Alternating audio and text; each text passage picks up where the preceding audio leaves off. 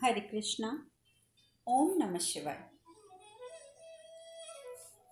कल हमने कथा में बात करी थी कि किस प्रकार से महादेव कुबेर को सब कुछ समझाने के लिए, कुबेर को उसके जो दायित्व थे वो दिखाने के लिए महादेव जोगी राज बनकर उसके महल में जाते हैं। और दशानन को अनुभूति होती है, दशानन को अनुभूति हो जाती है कि ये कहीं मेरे महादेव तो नहीं। वो बार बार कहता भी है कि न जाने क्यों जोगीराज को देखकर मुझे मेरे महादेव का ध्यान आ रहा है। परंतु कुबेर के मन पे माया की, धन की इतनी परतें जमी हुई हैं कि वो महादेव से वार्तालाप करने के बाद भी नहीं समझ सका कि ये महादेव हैं। ऐसी भक्ति का क्या लाभ कि अपने इष्ट को, अपने प्रभु को आप सामने देखकर भी पहचान ना पाओ। नारद मुनि कहते हैं कि पिताजी, महादेव गए तो थे कुबेर को समझाने, पर सुझाव देकर लौट आए हैं कि तुम भोज कर लो। इसका अर्थ क्या हुआ पिताजी? ब्रह्मा जी कहते हैं, नारद, एक बार भोज हो तो जाने दो, एक बार भोज हो तो जाने दो, तुम्हें उत्तर स्वयं मिल जाएगा। अब कुबेर ने ये बात पक्की मन में बिठा ली कि ठीक है जी, मैं भोज का इंतज़ाम तो करूँगा, पर ये बात तय है कि मैं सिर्फ बड़े बड़े ऋषि मुनि, देवी देवता, बड़े बड़े राजा महाराजा को बुलाऊंगा, उन्हीं के द्वारा अपनी ख्याति मैं हर जगह फैला दूंगा, लेकिन मैं हर किसी को नहीं बुलाऊंगा, जैसा कि महादेव ने कहा था कि सबको बुलाना। परंतु कोई बात नहीं, भोज के लिए माना तो सही। उधर गणेश जी क्या करते हैं, एक बहुत सुंदर सा ना, डंडों से, जैसे पेड़ के तने होते हैं ना, पेड़ के तनों से, सूखे घास फूस से एक छोटा सा कमरे जैसा बनाते हैं, कक्ष जैसा बनाते हैं, और कहते हैं कि देखो देखो माँ, मैंने ये कक्ष बनाया है, नानी जितना भी कीमती सामान देके गई है ना, अच्छा अच्छा सामान देके गई हैं, उपहार देके गई हैं, वो सब मैं इसमें संभाल के रखूँगा। परंतु उसी समय हवा का इतना ज़ोर से झोंका आता है कि वो जो उसने कक्ष बनाया था, उन्होंने, गणेश जी ने, वो इतर बितर हो जाता है। गणेश जी का मन बहुत खराब हो जाता है। वो कहते हैं, ये क्या हुआ, मेरा तो सारा प्रयास विफल हो गया माँ, हम क्यों एक भवन नहीं बना सकते हैं? जैसा सबके पास होता है, हम ऐसा क्यों नहीं बना सकते हैं? तब तक महादेव भी आ चुके होते हैं, महादेव भी सुन रहे होते हैं। माता पार्वती समझाती हैं, कहती हैं, व्याकुल मत हो पुत्र, तुम्हें जैसे भवन की इच्छा है वैसे भवन की कल्पना करो, तुम्हारे पिताजी उसका निर्माण करवाएंगे और अति शीघ्र करवाएंगे। बस माता पार्वती के ये कहने की देर है कि गणेश जी कहती हैं, अच्छा, तब तुम्हें सबसे सुंदर भवन की कल्पना करूँगा पिताजी, ताकि आप मुझे सबसे सुंदर भवन बनवा कर दें। और अशोक सुंदरी भी वहीं खड़ी होती हैं। अशोक सुंदरी कहती हैं, और पिताजी, भवन ऐसा होना चाहिए जिसमें समस्त कैलाश समा जाए, यानी कि कैलाश में जो कुछ है वो सब कुछ उस भवन में आ जाए। तो गणेश जी कहते हैं, पिताजी एक चीज़ और, कार्तिकेय भैया को तो मैं जानता हूँ कि ऐसा भवन चाहिए होगा जिसमें चढ़कर वो आसपास के क्षेत्र का निरीक्षण कर सकें। और पिताजी, लास्ट, आखिरी आखिरी एक बात और। तो महादेव मुस्कुराते रहते हैं, बस सुनते रहते हैं। तो गणेश जी कहते हैं कि परंतु मेरा कक्ष ना वहाँ होना चाहिए जहाँ पर माता पिता का कक्ष हो और साथ में पाकशाला हो, यानी कि रसोई हो। मेरा कक्ष तो रसोई के और माता पिता के कक्ष के बीच में उपस्थित होना चाहिए। महादेव कुछ नहीं कहते, बस मुस्कुरा कर ये बातें सुनते हैं और आगे निकल जाते हैं। माता पार्वती कहती हैं, स्वामी, आपने सुना ना कि गणेश और अशोक सुंदरी और कार्तिकेय की क्या क्या कल्पना है। महादेव कहते हैं कि पार्वती, संतान की कल्पना को दिशा देना माता पिता का कर्तव्य होता है। तो पार्वती माता कहती हैं, परंतु संतान की आवश्यकताओं को पूरा करना भी तो माता पिता का कर्तव्य होता है ना स्वामी। यदि उन्हें एक ग्रह की आवश्यकता है तो क्या हम उसे पूरा नहीं कर सकते? आप बताइए, क्या हम माता पिता होने के नाते अपने संतानों की इच्छा को पूरा नहीं कर सकते हैं? आप कहते हैं कि प्रकृति सुंदर है, किंतु ग्रह बनाने के लिए, अपने परिवार को सुरक्षित रखने के लिए ये कार्य तो पशु पक्षी मनुष्य देवता सभी करते हैं। और फिर आप हमें ग्रह बनाने की स्वीकृति क्यों नहीं देते हैं? आप जानते हैं कि आपकी सहमति के बिना कुछ नहीं करते स्वामी, हम कुछ नहीं करते आपकी अनुमति के बिना। और रहा प्रश्न का आवश्यकता का, यदि आवश्यकता का प्रश्न है तो हमारे सिवा कौन निर्धारित कर सकता है कि आवश्यकता क्या है और कितनी है? महादेव कुछ जवाब नहीं देते। महादेव चुपचाप मुस्कुराते रहते हैं। उधर दूसरी ओर दशानन मन ही मन में सोचता है कि प्रभु, उस जोगी में आपको, मुझे ऐसा क्यों एहसास हो रहा था कि आप हैं वहाँ पे। मुझे समझ नहीं आ रहा कि आज जो जोगी आया था उसमें आखिर ऐसा क्या था कि मुझे बार बार आपका एहसास हो रहा था, बार बार आपका स्मरण हो रहा था। कहीं आप उसके माध्यम से मुझे कुछ कहना तो नहीं चाहते थे? कहीं आप मुझे कैलाश का मार्ग तो नहीं बताने आए थे? मैं क्यों असमर्थ था कुछ समझने में, क्यों असमर्थ था? मुझे कुछ समझ क्यों नहीं आया कि आखिर वो जोगी क्या था, कौन था? खिड़की में से बाहर नजर मारता है दशानन तो सामने कैलाश दिख रहा है। कैलाश देखकर उसके मन में बहुत प्रसन्नता होती है। वो कहता है मेरे महादेव का कैलाश, मेरे महादेव का कैलाश। फिर वो अपने भाई से कहता है भ्राता कुबेर, आप जब भोज का निमंत्रण लेकर कैलाश जाएंगे तो आप महादेव को मेरा प्रणाम कहिएगा। उनसे ये भी कहिएगा कि एक भक्त सिर्फ आपके लिए जी रहा है। और जो कुबेर होता है वो कहता है हाँ हाँ हाँ हाँ ठीक है, कह दूंगा। पर साथ ही मन ही मन में सोचता है कुबेर, मैं क्यों कहूँगा महादेव को तुम्हारा संदेश, मैं क्यों दूंगा? मुझे तो एक मुफ्त का काम करने वाला कर्मचारी मिला हुआ है, मैं क्यों तुम्हें खोऊंगा? मतलब कुबेर इतना संकीर्ण सोच वाला हो गया है धन के लोभ में कि उसे अपना एक भाई भी, अपना एक सेवक जो है वो प्रतीत हो रहा है। अब उसके पास एक बहुत सुंदर विमान है कुबेर के पास। आप सब जानते हैं पुष्पक विमान, जो बाद में रावण के पास, दशानन के पास था, जिसमें उसने सीता माता का हरण किया था। अब पुष्पक विमान देख देख कर भी कुबेर खुश होता है। अरे वाह, ऐसा पुष्पक विमान तो किसी के पास नहीं है। ये तो मय दानव ने सिर्फ मेरे लिए बनाया था, सिर्फ मेरे लिए, और इस पर तो सिर्फ मैं ही बैठ सकता हूँ और कोई नहीं। और इस प्रकार से वो पुष्पक विमान पर सवार होकर और पहुँच जाता है कैलाश। बच्चे और प्रेतगण वहाँ पर खेल रहे होते हैं तो अचानक इतनी तेज़ वायु और आवाज़ आती है तो वो लोग बड़े हैरान होते हैं, ये क्या हो रहा है? अचानक अशोक सुंदरी कहती है देखो देखो देखो गणेश, वो सामने देखो क्या है। गणेश भी देख के बड़े हैरान होते हैं। गणेश जी कहते हैं ये कैसा पक्षी है? चलो चलो चल के देखते हैं। उतनी देर में वो जो पक्षी यानी कि जो पुष्पक विमान है वो कैलाश पर उतर जाता है। कैलाश पर उतरता है, उसमें से कुबेर निकलते हैं। सामने गणेश जी और अशोक सुंदरी खड़े हैं। अब कुबेर तो पहचानते हैं सबको, तुरंत हाथ जोड़ लेते हैं। प्रथम पूज्य गणेश जी को मेरा प्रणाम, कुमारी अशोक सुंदरी को मेरा प्रणाम। तो जो गणेश जी होते हैं ना, वो कुबेर को देख के हंस पड़ते हैं। अरे आप तो मेरे जैसे दिखते हैं, मोटे मोटे गोल मटोल, आप कौन हैं? तो कुबेर बोलते हैं कि मैं धनाध्यक्ष कुबेर हूँ। तो वो कहते हैं अच्छा, तो ये आपके हाथ में जो पोटली है, ये पोटली में क्या है? मोदक है ना? मोदक जैसी पोटली लग रही है। कुबेर कहते हैं नहीं, मेरे हाथ में मोदक की नहीं, धन की पोटली है और मैं महादेव के दर्शन करने आया हूँ, क्योंकि मैं महाभोज का निमंत्रण देने आया हूँ। तो गणेश जी कहते हैं अच्छा अच्छा अच्छा अच्छा, महाभोज का निमंत्रण, चलिए चलिए मैं आपको अपने पिताजी के पास ले चलता हूँ। अब गणेश जी तुरंत महादेव के समक्ष ले जाते हैं कुबेर को।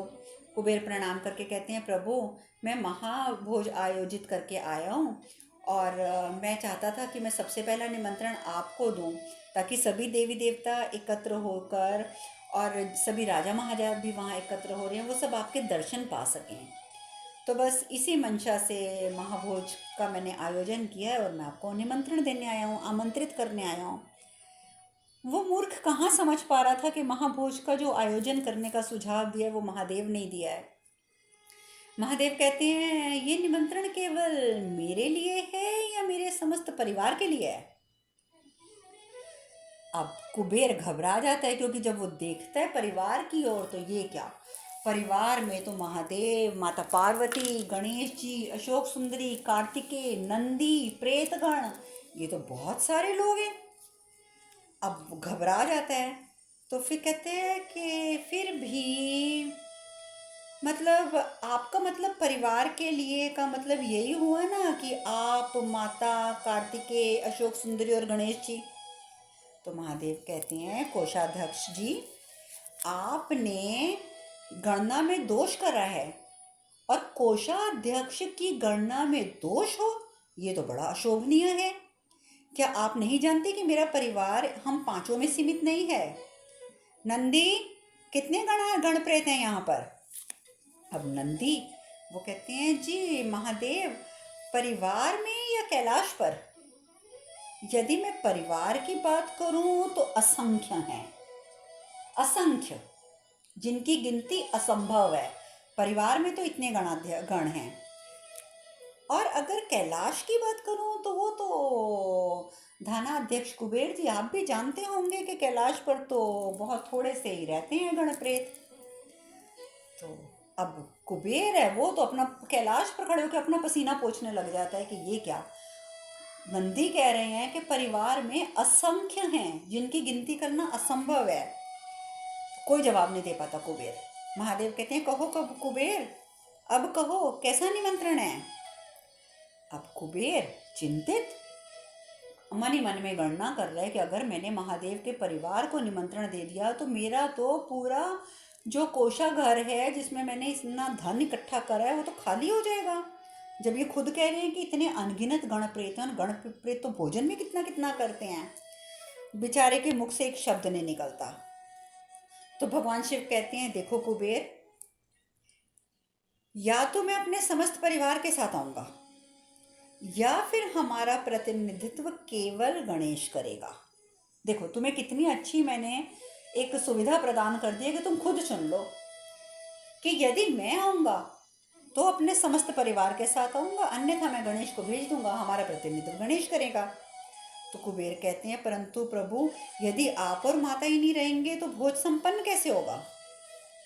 तो माता पार्वती बोलती हैं कुबेर, चिंता करने की आवश्यकता नहीं है, गणेश हमारा अंश है। गणेश की उपस्थिति यानी कि उसके माता पिता की उपस्थिति, और ऊपर से वो गणाध्यक्ष भी है, तो यानी कि गणेश तो हमारा भी प्रतिनिधित्व कर सकता है और गणों का भी।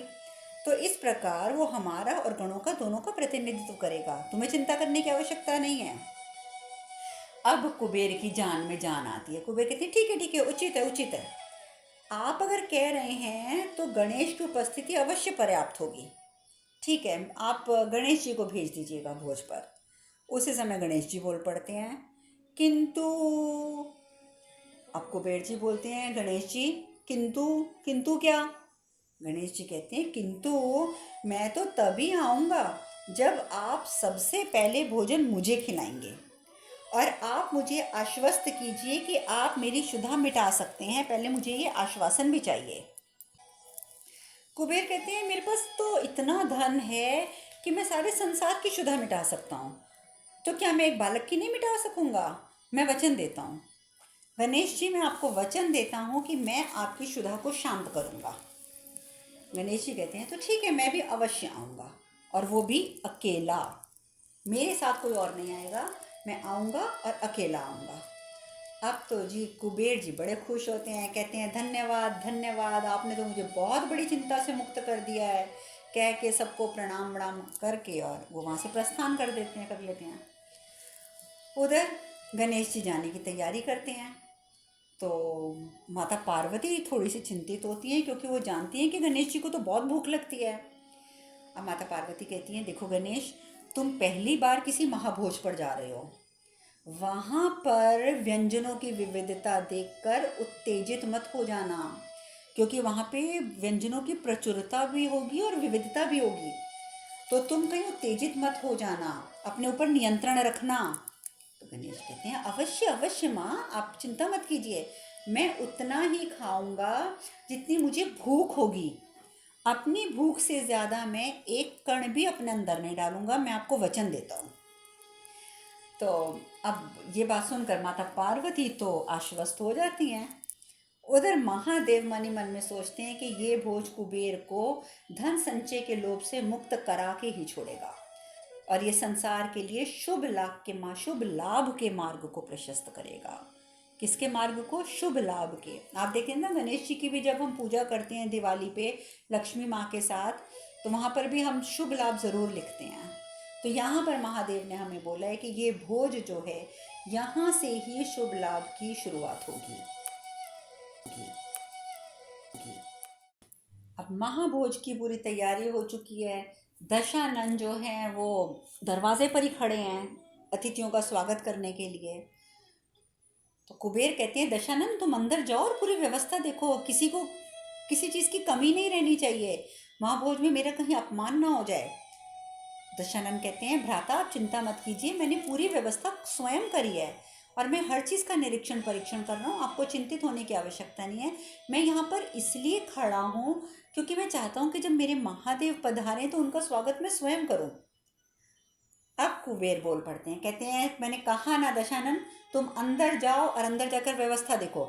महादेव नहीं आ रहे हैं, माता पार्वती भी नहीं आ रही हैं, केवल उनका एक पुत्र आएगा।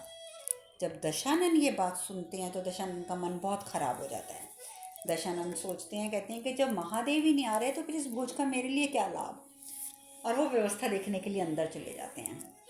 उधर गणेश जी आते हैं, सारे देवी देवता ऋषिगण सप्त ऋषि सब पधारते हैं, राजा महाराजा। अब गणेश जी आते हैं। गणेश जी को जी सबके बीचों बीच सबसे सुंदर सिंहासन पर बिठाया जाता है, भोजन परोसा जाता है, परोसना शुरू होते हैं। अब गणेश जी खाना शुरू। अब तो खाते जा रहे हैं, खाते जा रहे हैं, खाते जा रहे हैं। ऊपर से अभी देख देख के तो माता पार्वती और महादेव बहुत प्रसन्न हो रहे हैं, बहुत मुस्कुरा रहे हैं। देखिए, महादेव को तो हर बात ज्ञात थी, महादेव तो देख चुके थे, उन्होंने तो खुद ही सारी व्यवस्था करी थी कि क्या होगा आगे। परंतु माता पार्वती ने अभी तक ध्यान ही नहीं दिया था कि गणेश जी ऐसा करने जा रहे हैं। उन्होंने तो सोचा ही नहीं था, ध्यान ही नहीं लगाया था उन्होंने। अब उधर विष्णु जी, लक्ष्मी जी, ब्रह्मा जी, सरस्वती जी, वो सब भी ऊपर से देख देख कर प्रसन्न हो रहे हैं कि कितनी आवभगत हो रही है गणेश जी की।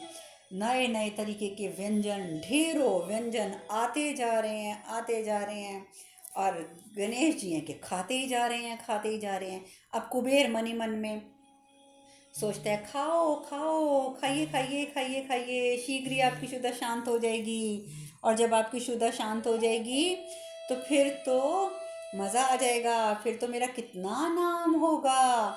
और बस इस प्रकार की बातें खड़े खड़े कुबेर जो है वो सोचते रहते हैं।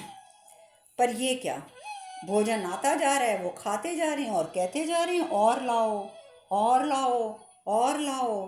अब सब हैरान होते हैं, अब सब तो हैरान होते हैं, देवता गण सभी हैरान होते हैं, लेकिन कुबेर परेशान। कुबेर परेशान कि ये हो क्या रहा है, भोजन तो आता जा रहा है और वो खाते जा रहे हैं।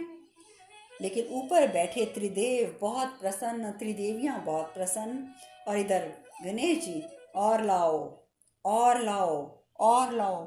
आखिर पूरा भोजन जब उन्हें परोस दिया जाता है, रसोइया दौड़ा दौड़ा आता है, महाराज महाराज भोजन तो समाप्त हो गया, भोजन तो समाप्त हो गया। गणेश जी बोलते हैं, क्या भोजन समाप्त? मैंने तो अभी ठीक से खाना आरंभ भी नहीं किया था और आप कह रहे हो कि भोजन समाप्त हो गया। अरे धनाध्यक्ष कुबेर, आपके महाभोज में इतना कम भोजन, ये तो बहुत अशोभनीय है। आपने तो मुझे वचन दिया था कि मैं आप मेरी क्षुधा शांत करेंगे, तो ये क्या, इतना कम भोजन बनाया कि अभी मैंने शुरुआत भी नहीं करी ढंग से और आपका भोजन खत्म हो गया। अब कुबेर जी घबरा जाते हैं, कहते हैं, जी जी जी जी आप चिंता ना करें, आप चिंता ना करें, मैं और मंगवाता हूँ। अब वो अभी अभी अभी मंगवाता हूँ। अब जी वो कहते हैं, जी जो जो कुछ पड़ा है लेकर आओ सब कुछ। अब जो रसोई घर में उपस्थित होता है सामग्री सब भेजती जाती है। गणेश जी सब खाते जाते हैं, खाते जाते हैं। अब तो सब कुछ खत्म हो जाता है, यहाँ तक कि कच्चा माल भी खत्म हो जाता है, वो बना बना के गणेश जी को परोस दिया जाता है। अब कुबेर कहते हैं, गणेश जी भोजन समाप्त हो गया है और जो हमारा खाद्य भंडार था वो रिक्त हो चुका है, क्या अभी भी आपकी क्षुधा शांत नहीं हुई है? हाथ जोड़ के खड़ा हो जाता है कुबेर।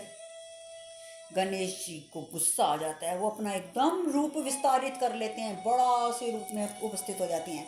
कुबेर वचन देकर तुमने मेरा अपमान किया है। आपने मुझे वचन दिया था कि आप मेरी क्षुधा शांत करेंगे, और अब आप कहते हैं कि आपका खाद्य संग्रह खत्म हो गया। अब आप कहते हैं कि भोजन खत्म हो गया। आप क्या चाहते हैं कि मैं यहाँ से कैलाश भूखा लौट जाऊं? यही चाहते हैं आप? क्या सोचेंगे मेरे माता पिता, और क्या सोचेगा ये समाज, क्या सोचेगा ये संसार कि धनाध्यक्ष के भोजन में इतनी कमी थी कि वो सिर्फ गणेश का पेट नहीं भर सके, इतना भी पर्याप्त तो भोजन की व्यवस्था नहीं हो सकी आपसे। कुबेर घबरा जाता है इतना इस बड़ा रूप देखकर। गणेश जी का वो हाथ जोड़कर खड़ा हो जाता है, क्षमा कीजिए गणेश जी, मेरे सेवक और सामग्री कहकर क्रय करने गए हैं, यानी कि खरीदने गए हैं, बस वो आते ही होंगे, आते ही भोजन बन जाएगा। आप चिंता मत कीजिए, मुझे थोड़ा सा समय दीजिए, जैसे सामग्री लेकर वो उपस्थित होंगे मैं भोजन तैयार करवाता हूँ। गणेश जी कहते हैं नहीं, मुझे जब भूख लगती है तो मैं प्रतीक्षा नहीं कर सकता, बिल्कुल प्रतीक्षा नहीं कर सकता। अब भोजन ना मिले तो मुझे जो दिखेगा मैं तो वो सब खा जाऊंगा।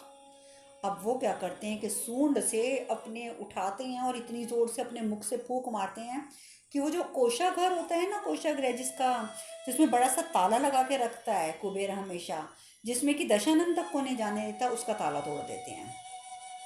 कुबेर घबरा जाता है, अचानक दरवाज़ा खुल जाता है कोषागृह का, और ये क्या, सब देखकर हैरान हो जाते हैं कि पूरा कोषागृह जो होता है वो धन से लबालब भरा हुआ है। सोना, चांदी, हीरे, जवाहरात, मुद्राएं, इतना धन के वाकई इतना धन तो पूरी धरती पर, पूरे ब्रह्मांड में किसी के पास नहीं था। गणेश जी कहते हैं कुबेर, इसी धन से भोजन की सामग्री क्रय करते हैं ना आप, इसी धन से खरीदते हैं ना भोजन, क्यों ना मैं ये धन ही खा जाऊं, आपका और मेरा दोनों का समय बच जाएगा। कुबेर तो रोने लग जाता है, नहीं नहीं नहीं नहीं नहीं नहीं, ऐसा ना कीजिए, ऐसा मत कीजिए, मैं विनती करता हूँ गणेश जी, मैं विनती करता हूँ, ऐसा मत कीजिए, आप पर धन मत खाइए, आप मेरा धन मत खाइए। परंतु ये क्या, गणेश जी तो धन खाना शुरू कर देते हैं, और सब कुछ कोषागृह में से उड़ उड़ के उनके मुख में स्वयं आने लग जाता है। इतना कुछ वो गणेश जी को घूरता ही रह जाता है कुबेर तो। कोषागृह खाली। कुबेर कहता है रोकिए, रोकिए रोकिए, कोई तो रोकिए, कोई तो रोकिए इन्हें, मेरा पूरा धन समाप्त हो जाएगा, ये मेरा पूरा धन खा जाएंगे। इंद्रदेव कहते हैं खा जाएंगे नहीं कुबेर जी, खा गए, वो पूरा धन खा गए। कुबेर पीछे मुड़ के देखता है तो पूरा जो ग्रह होता है उसका कोषाग्रह खाली पड़ा हुआ है। पार्वती हैरान, पार्वती कहती है स्वामी। महादेव हंस पड़ते हैं, महादेव कहते हैं हाँ पार्वती हाँ, हमारे पुत्र की क्षुधा भी शांत नहीं हुई है। अब जब ये बात महादेव भी कहते हैं तो माता पार्वती को अब थोड़ी सी हैरानगी हो जाती है। माता पार्वती कहती हैं कि अभी क्षुधा शांत नहीं हुई है, परंतु स्वामी कितना कुछ तो खा चुकी हैं हमारे पुत्र, विनायक ने कुछ भी तो नहीं छोड़ा, अब तो उसका पूरा कोषागृह का धन तक अपने अंदर कर लिया, तो अब वो बेचारा क्या देगा इनको। महादेव कहते हैं पार्वती, यहाँ जो कुछ हो रहा है ना सब बहुत अच्छा हो रहा है, इसे होने दो, तुम देखती तो जाओ कि आगे होता क्या है। और उधर गणेश जी वो अपने गुस्से से फिर बोलते हैं ये क्या, तुम्हारा तो कोषागृह भी खाली हो गया, मैं तो अभी तृप्त नहीं हुआ हूँ, अब मैं क्या खाऊं, अब मैं क्या खाऊं। और वो क्या करते हैं कि महल के खंबे खाना शुरू कर देते हैं। महल के खंबे तोड़ तोड़ के महल के छोटे छोटे टुकड़े करके जो होते हैं ना, कोई कभी खंबा कभी कोई दीवार, वो टूट टूट के गणेश जी के मुंह में आना शुरू हो जाते हैं। अब आगे क्या होता है धना अध्यक्ष कुबेर के साथ ये चर्चा हम कल करेंगे। आज हम कथा में यही विश्राम लेते हैं। हरे कृष्ण कृष्ण कृष्ण हरे हरे, हरे राम राम राम हरे हरे। आप सब खुश रहें, सुखी रहें, स्वस्थ रहें। हरे कृष्णा। ओम नमः शिवाय, ओम नमः शिवाय, ओम नमः शिवाय, ओम नमः शिवाय।